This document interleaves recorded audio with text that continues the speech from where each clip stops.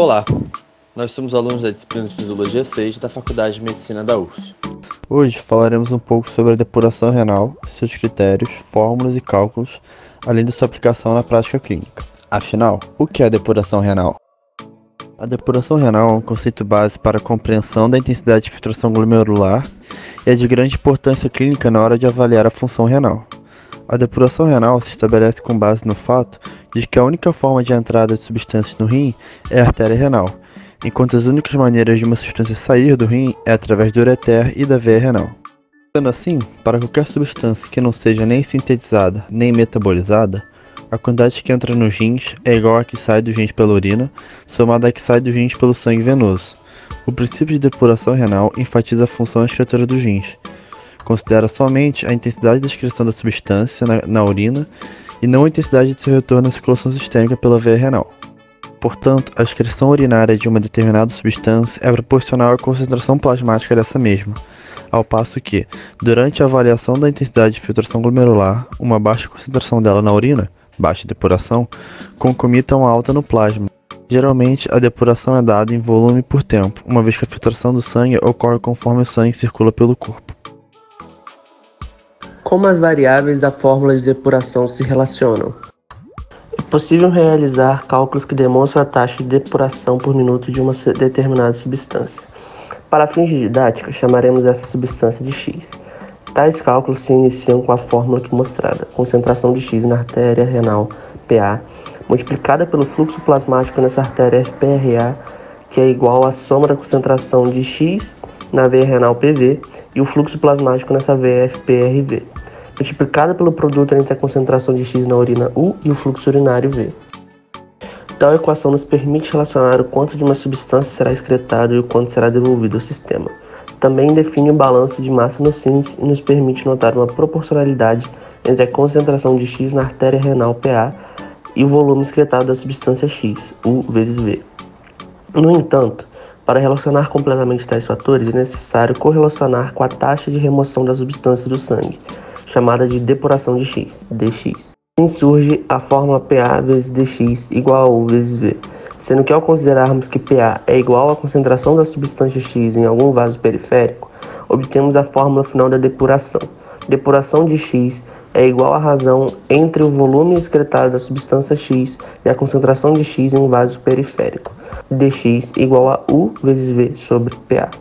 Além disso, já que esses cálculos não mostram depuração por minuto, tal valor de tempo deve entrar na equação e vem em função do período de coleta da amostra, sendo preferencialmente de 24 horas na clínica. Assim, depuração por minuto de uma substância X é D igual a U vezes V sobre PA vezes tempo.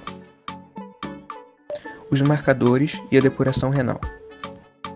Como já dito, o conceito de depuração é importante, pois a partir dele podem ser medidas a intensidade de filtração glomerular, IFG, e o fluxo plasmático renal, este para saber se uma substância é absorvida ou secretada. Focando na intensidade de filtração glomerular, como visto, esta é a medida da depuração de substâncias filtradas livremente pelo glomérulo e é comumente usado como padrão para a avaliação da função renal. No entanto, pode-se imaginar que nem toda substância que sofre filtração seria ideal com o intuito de se obter um marcador para análise funcional desse órgão, principalmente quando lembramos que esse órgão possui uma essencial função de reabsorção de moléculas proveitosas presentes no filtrado, mas também de síntese e secreção de substâncias. Assim, podemos pontuar aqui os principais critérios para uma dada substância ser um marcador apropriado. Ser livremente filtrada através de glomérulos para o espaço de Bowman. Substâncias que nem ao menos serão filtradas, ou que se ligam a proteínas plasmáticas, por exemplo, não seriam bons marcadores. Alcançar a depuração constante, mesmo havendo variação na concentração plasmática ou no fluxo urinário.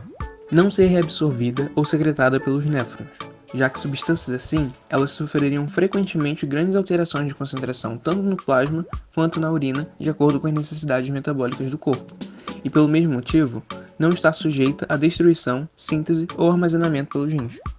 Não alterar a intensidade de filtração glomerular. Algumas substâncias, como hormônios, são capazes de modular essa IFG, alterando as concentrações presentes na urina e no plasma. Ser fácil e precisamente determinável no plasma e na urina. Afinal, de que adiantaria um marcador com todas as outras características, mas que não pudesse ou fosse de difícil medição? Em estudos experimentais, uma substância chamada inulina, um polímero de frutose, é extensamente utilizada como esse marcador. Ela é livremente filtrada em glomérulo adentro, não é reabsorvida, nem secretada, nem metabolizada pelas células do néfron. Na verdade, ela nem sequer é produzida pelo corpo, sendo necessária a administração via endovenosa. Portanto, a quantidade de inulina excretada na urina é igual à quantidade filtrada nos glomérulos a cada minuto. Na prática clínica, contudo, essa necessidade de infusão endovenosa é uma limitante no seu uso, sendo a creatinina utilizada para calcular o índice de filtração glomerular, e é sobre ela que falaremos em seguida. Creatinina, um marcador ideal?